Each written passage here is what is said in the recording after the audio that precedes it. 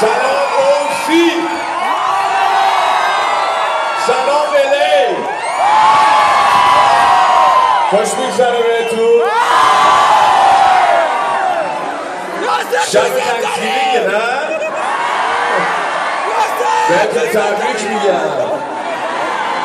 برای اونایی که منو نمیشناسن معرفی میکنم، من یاسرم. خیلی چاکرم. من یاسرم، بهم یاسم میگه. واقعا مرسی از اینکه تشریف آوردین اینجا. قلم رنجه کردی، قلم رو شما گذاشتی. خیلی امشب رو بهتر کنیم دیگه.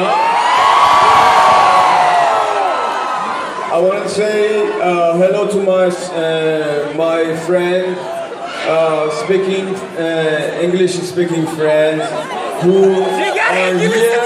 Thank you for coming. Thank you for supporting our music.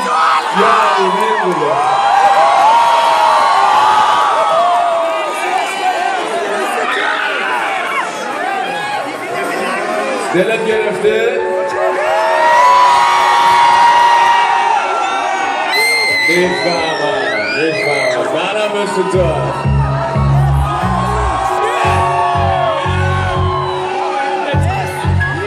ولی میدونی که نباید ناامید بشی.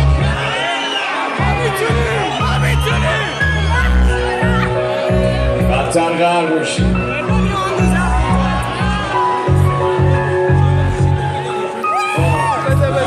تو نذاری که کله تو بره که به تو بده، نمیتونی برسی بهش، میگی بده به دل گل من منو میدو